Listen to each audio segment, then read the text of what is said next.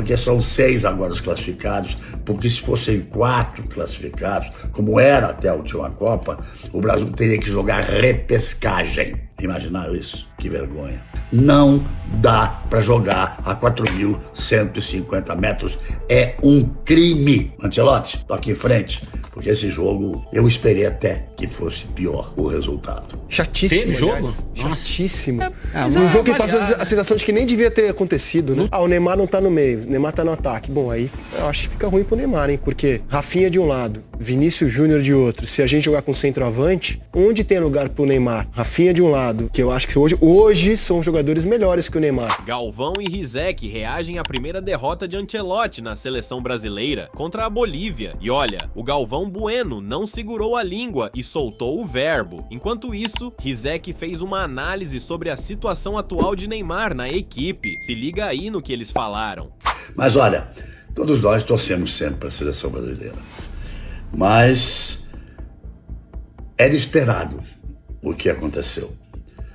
A seleção do Ancelotti sofre um gol pela primeira vez, o Brasil sofre uma derrota e se classifica sim para a Copa do Mundo. Mas eu diria, vou repetir o que disse no Jornal da Band e que eu disse no programa Galvão e Amigos ontem em relação a esse momento em que estou falando agora. É uma eliminatória para se esquecer, para ser apagada da história do futebol brasileiro. Foram 3 técnicos, o Brasil tomou 17 gols. 17 gols em 12 jogos, porque não são 18, 3 do Ancelotti não tinha tomado gol nenhum, depois com um lá, com os outros 2 técnicos, vou respeitar o nome deles, porque acho todos muito bons, mas foi um horror o que aconteceu, em 3 jogos não se tomou gol, então 3 com 3, 6, diminui de 18, dá 12, tomou 17 gols em 12 jogos a seleção brasileira. Anota aí a classificação dos Argentina primeiro, com 38 pontos. Equador segundo, com 29, começou com 3 a menos, por uma punição que teve. Teria ido aos 32 pontos. Na verdade, fez 32 pontos. Depois vem, na terceira posição, a Colômbia, 28 pontos. Na quarta posição, o Uruguai, 28 pontos. Na quinta posição, o Brasil, com 28 pontos também. E em sexto, o Paraguai, também com 28 pontos. A parte de Argentina e Equador, o Brasil se misturou ali com Colômbia, com Uruguai, com Paraguai. É porque são 6 agora os classificados, porque se fossem 4 classificados, como era até a última Copa, o Brasil teria que jogar repescagem. Imaginaram isso? Que vergonha, que coisa horrível. E a Bolívia acabou ficando com a vaga da repescagem, porque foi a 20 pontos. A Venezuela perdeu em casa da Colômbia por 6-3, ficou com 18, então a Bolívia é quem vai para a repescagem. Agora, a seleção brasileira conseguiu jogar? Não, não conseguiu. Eu perdi a conta de quantas vezes fui à Bolívia junto com meus companheiros, com comentarista, com repórter, com todo o pessoal de retaguarda, com câmeras, com gente de som, com todo mundo, com toda a produção, das reportagens, de tudo. Todos nós sentimos o drama do que era jogar em La Paz, 500 metros mais baixo do que esse El Alto. Era o que se esperava. Os jogadores já no primeiro tempo caíam e não conseguiam respirar. Não se levantavam porque não conseguiam respirar. Então muda tudo. Muda tudo, a velocidade da bola. Os atacantes praticamente não fizeram nada, porque não achavam a velocidade da bola, não conseguiam entrar no jogo. A defesa, o Brasil começou tocando ali, talvez devesse ficar um pouquinho mais junto, ou talvez o Ancelotti devesse ter feito umas 3 alterações no intervalo e 2 depois, ele acabou fazendo as 5, até acabou melhorando o time brasileiro, principalmente com o Estevão, com o Rafinha, acabou melhorando, ele se mexendo um pouco mais ali à frente. Mas não dá para jogar a 4.150 metros, é um crime. E eu volto a dizer, como também disse no Jornal da Band e no programa dessa segunda-feira, Galvão e Amigos. Será que Conmebol e FIFA vão esperar por uma desgraça, por um drama, que alguém morra num jogo de futebol jogando nessa altitude? A Bolívia fez o papel dela. Tem um jogador novinho, 20 anos, que joga lá, ele nasceu lá, ele mora lá, ele joga lá. Esse é o que vai escorrer em campo, porque para ele a oxigenação, 40% menos de oxigênio, que é exatamente o que se tem ali, 40% menos de oxigênio, ele é o que mais se movimentava em campo. Também o menino que fez o gol, também corria muito pela direita, garoto de 18 anos também mais acostumado com essa oxigenação horrorosa. Eu lamento por companheiros meus, amigos queridos e ótimos profissionais. Lamento, vai dar confusão que eu vou falar, mas vou falar. Lamento pela burocracia da Globo, de ter a transmissão da Globo e do Sport TV feita de estúdio. É preciso ir lá para sentir. É preciso ir lá para sentir o drama. Na hora de se gritar um gol, na hora de se falar mais forte. Nós sempre estivemos lá. Fizeram um belíssimo trabalho dentro da medida do possível. Mas é preciso estar lá para que se possa sentir o drama e para que se possa bater mais forte.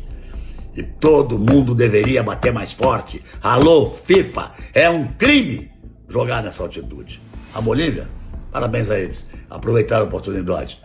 Ancelotti, tô aqui em frente, porque esse jogo eu esperei até que fosse pior o resultado. Proibido para menores de 18 anos. Jogue com responsabilidade. Estou numa expectativa que eu acho que a partir de agora a gente possa ter ou criar uma identidade, que o Ancelotti possa buscar esse caminho.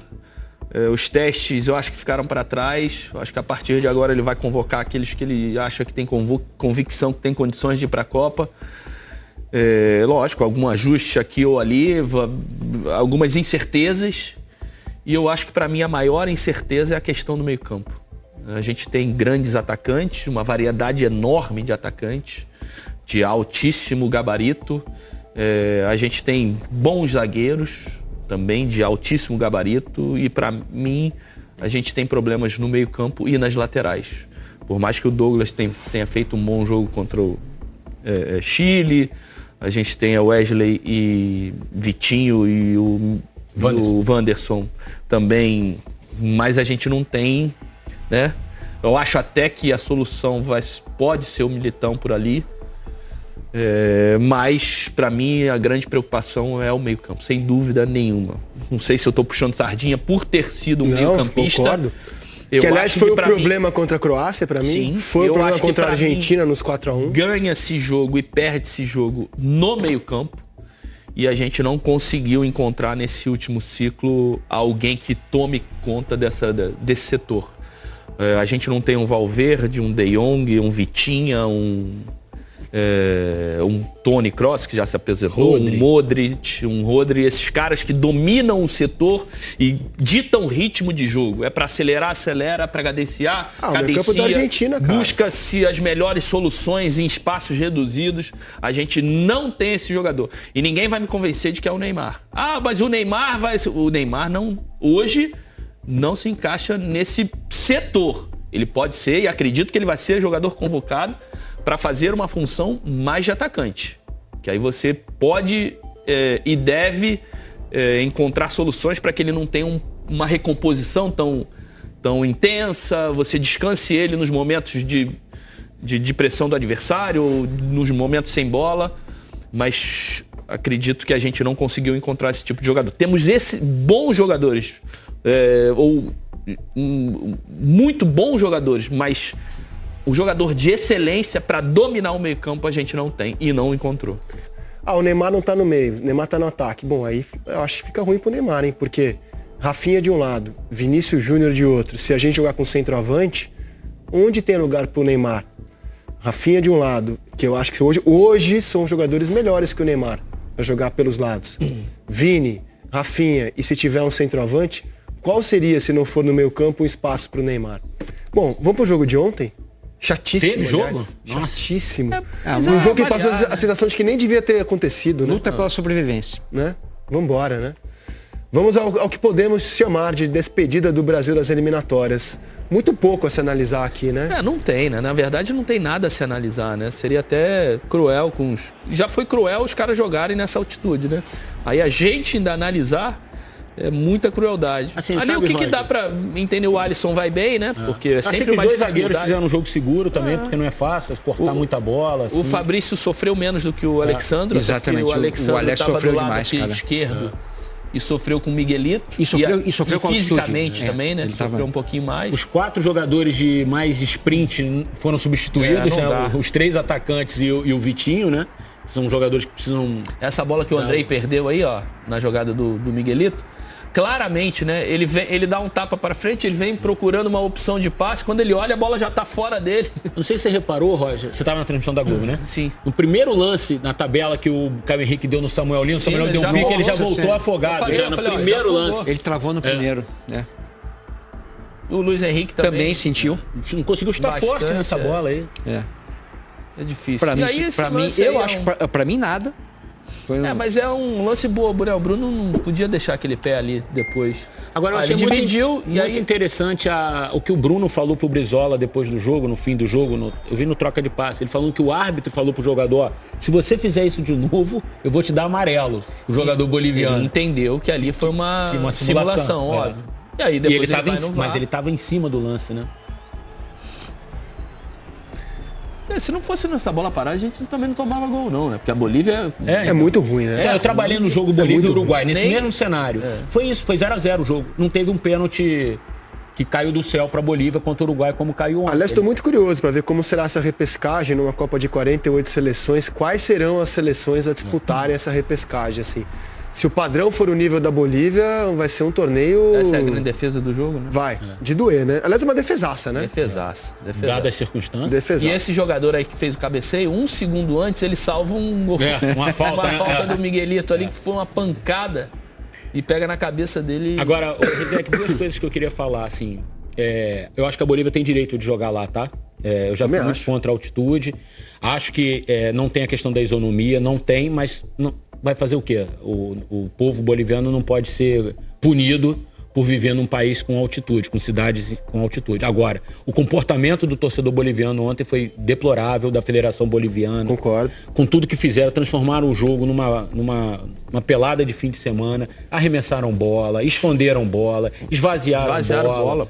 Então, assim, a FIFA tinha que colocar o olho nisso, assim, porque as eliminatórias são uma competição da escondendo a FIFA bola já. lá. Organizadas pela Comebol, mas são uma competição Mas da você FIFA. não acha que a Comebol meio que cultiva isso? Ah, esse é o charme do futebol sul-americano. Não deveria, né? Eu sei. E a bola Mas ali assim, embaixo do banco? entra ano e Você viu a sai quantidade de ano. bola arremessada durante os ataques Mas da é seleção? assim na assim, Libertadores, da Sul-Americana, é assim, cara. Me parece então, que mas quando os jogos são no Brasil, não é assim. Perfeito. O Brasil aqui, mal ou bem, oferece ótimas condições. Os estádios brasileiros, até por conta da Copa, são estádios modernos que oferecem condições de vestiário, de aquecimento. Enfim, isso aí não existe, gente. A gente está falando em 2025, um jogo que vale vaga para uma Copa do Mundo ou para uma repescagem, acontecer isso. Isso aí não pode, cara. Você vê que alguém da Federação Muito Boliviana embora a chegando organização ali de falando Brasil e Argentina no Maracanã Também. foi uma vergonha do futebol um brasileiro. Vexame do futebol vexame. brasileiro ali. Vexame. Vexame. Ali era para o Brasil Vexame. perder os pontos, inclusive. Então, por isso que eu É acho que que não, assim... não precisou. Exato. Perdeu o jogo. Perdeu Mas o é por isso que eu acho que, assim, cara, eu desisti de cobrar essa Comebol. Porque, assim, cara, todas as competições da Comebol são assim, cara. Me parece que eles acham que é um charme do futebol Que eu sul-americano, acho essa que a coisa única tosca. diferença do Argentina e Brasil para esse jogo, Rizek, é que aquilo aconteceu na arquibancada. Não teve um impacto no jogo em si. Ninguém ficou arremessando bola no campo, furando bola, esvaziando bola. Eu acho que é um vexame aquilo, a organização deveria ter sido punida. Como eu disse, o Brasil perdeu até os pontos. Agora, cara, isso não existe, cara. O Estevão tava pegando a bola pela esquerda, voou uma bola, quase que pega nele, cara. E o mais impressionante é que todo esse cenário era muito fácil de detectar, né? Num jogo desse. Sim. A Bolívia tá tentando voltar depois de 30 anos para uma Copa do Mundo. Todo mundo sabe que qualquer tipo de situação que a Bolívia estivesse na frente, isso iria acontecer. Então você dá para remediar, né? Dá para entender, dá para falar, ó, rapaziada, vai acontecer isso e isso. Se a Bolívia estiver na frente, vão procurar assumir com as bolas, então vamos organizar As imagens direitinho para estão que aí, isso né? não aconteça, para que... E não, é isso, né? Vamos cultivar isso, tá tudo certo. E, ó, só para não deixar a audiência sem resposta, o aproveitamento dos técnicos que a gente exibiu há pouco. O do Diniz foi 38%, muito baixo. Muito baixo. 3 derrotas seguidas até a queda dele. O do Dorival foi de 58%. e o do Ancelotti de 58% também, ou seja, ninguém ali se Sendo que destacou. o Dorival ainda jogou mais, né? Perfeito. Então, em tese. Em tese, o desempenho do Dorival nos números é o melhor. Cara, se você parar pra pensar, Nos números. o Brasil disputou, o Brasil e todas as seleções disputaram 54 pontos nas eliminatórias, né? O Brasil fez 28, um pouquinho mais de 50% só. 50% seriam 27 pontos. Cara, é assim... Quando eu uma elogio o campanha Equador, eu ridícula. tô dizendo que é por aquilo que o Equador pode oferecer. Então, assim, eu vejo a classificação final, com a Argentina em primeiro, o Equador em segundo, eu acho que são os destaques. Eu digo de bola, futebol Bola que o jogado, Equador é o entendeu? que ele tem a oferecer, é isso. Eu acho que foram os times que saem bem das eliminatórias, assim. O belo trabalho da Argentina e do Equador. Nos demais, tudo muito fraco. Mas eu, muito o que eu te fraco. falei, é muito 0x0 na campanha do Cara, Equador. você 8 tomou, empates, você teve tomar vários 5 0x0. gols. O Equador tomou 5 gols, gente. Sim. Sim, porque foi um monte de 0x0. Então, mas ele se defende bem, cara. Essa é uma qualidade. Não Mas é o setor melhor do Equador, né? Aquele Punch joga demais, joga né? demais. Você Zagueiro do Paris Saint-Germain, um europeu. E não é só titularíssimo. jogador, né? Organização, tem sim, cobertura, sim. etc. O Brasil zaga com do o Ancelotti- Equador é muito impressionante. Com o Ancelotti, assim, eu acho que avaliar os 4 jogos, tecnicamente, talvez não seja o melhor caminho. Como disse o Eric, eu concordo, não tem nada de brilhante ali. Mas é quando você contrata o Ancelotti, você está trazendo prestígio, costas largas e o direito de não olhar tanto para esses jogos e olhar mais para frente, entendeu? Dá tempo ao melhor treinador que uma seleção no mundo pode ter, que para mim é o Ancelotti. E ver o que ele pode fazer. O que aconteceu na curtíssima era Ancelotti, não diferencia muito o Brasil do que a gente jogou com os outros técnicos mesmo até aqui. Mas também não esperava em pouquíssimo tempo de trabalho. Também não. Não dá pra chegar aqui, poxa, ele não fez a seleção Perfeito. jogar assim o assado. Não dava pra fazer. Perfeito. Não dava pra fazer. Então é isso. A partir de agora é que parece que ele vai tirar um pouquinho essa pressão de classificação, um pouquinho dessa cobrança, um pouquinho até da pressão dos atletas e enxergar o que ele tem à disposição pra realmente criar essa identidade, né? Você acha que se o Dorival tivesse arrancado um empate em Buenos Aires, né? Ele se equivocou muito na tática do Brasil, né? Você acha que se ele joga ali pra empatar, fecha a casinha, volta de lá com 1-1, 0-0, será que ele teria sido demitido? Ele já Acho estava que muito sim. pressionado, Acho que sim, porque, cara. na verdade, o ex-presidente Edinaldo Rodrigues passou o ciclo inteiro pensando no Ancelotti. Sim. Né? Então, assim, quando o Ancelotti deu o sinal de que poderia vir, independentemente do resultado do Dorival, ele demitiria o Dorival e contrataria. A verdade é que foram 3 técnicos interinos até a chegada do Ancelotti. Porque o Dorival foi demitido antes do Ancelotti, né? Ele é ato contínuo aos 4-0, ele cai. 4-1, 4-1, desculpa, ele cai. Mas eu acho que ele não ficaria, de qualquer maneira, assim que o Ancelotti desse sinal verde e sinalizasse que gostaria de assumir a seleção, eu acho que ele cairia. Pode ser. Acho também. É uma mera especulação, né? É uma especulação. Tava muito pressionado a seleção, por mais que os números Tava. de 58%. Copa América ali, foi muito ruim, né? Muito E ruim lá a ele Copa teve América. tempo pra treinar, pra trabalhar, Esse né? é o grande problema. E aí, tem esse jogo do Equador em Curitiba. Foi não ter mesmo evolução ganhando, depois da Copa América, né? Você passa um mês com a seleção e você não evolui nada, você um fala, mês jogando. Ele Jogando. teve 40 dias antes de trabalho. 2 né? amistosos antes da Copa América. Então ele teve muito 3, tempo pra organizar. México, Espanha... no ciclo ali. Na hora, no- verdade, da Copa verdade. América, México e Estados Unidos, ali Verdade. com o grupo da Copa Verdade. América. Né? Trazer algumas informações da campanha do Brasil, da tétrica campanha do Brasil, a pior da história. O Alisson foi o goleiro que mais jogou, com 9 partidas. O Ederson jogou 8. O Ederson era o goleiro do Diniz. Do né? Diniz, exato. O Richarlison foi o centroavante que mais jogou, 8 jogos.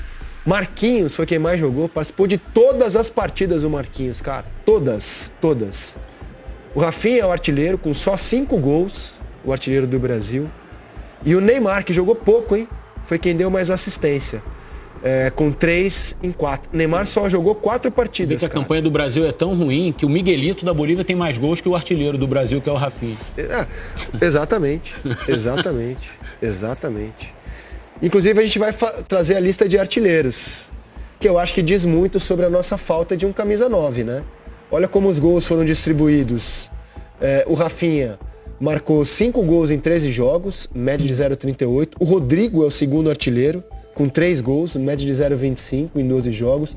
Luiz Henrique, cara, com 8 jogos e 2 gols, é o terceiro artilheiro, junto com o Neymar, com apenas 4 jogos, E o Vinícius Júnior também tem 2 gols. Mostra muito do Vinícius, né? 11 jogos, 2 gols Exato, pro Vinícius exato. é muito pouco. Exato. Entra muito naquela discussão da entrega dele com a camisa da seleção E brasileira. da esperança que a gente tem do óbvio. Ancelotti com ele, né? Porque se ele se tornou o melhor jogador do mundo, foi pelo que ele fez no Real Madrid, não na seleção brasileira, sob o comando do Ancelotti. Então, Um dos gols é com o Ancelotti. que é o gol contra o Paraguai. Então, é mais uma coisinha que a gente pode ter esperança no trabalho do Outro gol é Ancelotti. contra a Colômbia, né? Jogo de Sim, Brasília. gol da vitória, inclusive. Olha o desempenho dos nossos centroavantes Que tem nas desvio, eliminatórias. Uma pancada de fora. Na última bola do jogo. O Richarlison, o que mais jogou? 8 jogos, 5 como titular, nenhum gol, nenhuma assistência. O Matheus Cunha, 7 jogos, 2 como titular, 1 gol e uma Contra a Argentina. assistência. Assistência contra o Paraguai. Isso. Gol do Vinícius. João Pedro, 5 jogos, 2 como titular, nenhum gol, nenhuma assistência. Igor Jesus, 4 jogos, os 4 como titular, 1 gol, uma assistência. Gol contra o Chile em Santiago. Gabriel Jesus, 5 jogos, 2 como titular, nenhum gol, nenhuma assistência.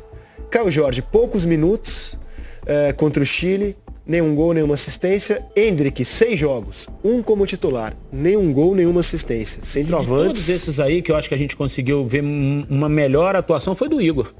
Que conseguiu ainda fazer alguma Eu coisa. gostei do assim, no Matheus momento. Cunha em São Paulo contra também. o Paraguai. Jogou Gostei. direito, jogou bem, jogou bem. Gostei, É verdade. mas nada eu assim, eu achei que gostei. o Igor merece novas oportunidades, não deveria ser esquecido. Mas eu acho que a bola deve ser o João Pedro. Não, esse sim, esse sim. Só E- que tá E é chegando incrível agora, como né? o jogador em quem o Ancelotti tanto aposta, que é o Richarlison, cara, não consegue, né? Não. Não consegue. O que você achou da reação do Galvão e da análise do Rizek e companhia? Concorda com eles ou tem uma visão diferente? Deixe sua opinião nos comentários. Não se esqueça de curtir o vídeo, se inscrever no canal e ativar o sininho para não perder nada do mundo do futebol. Valeu e até a próxima!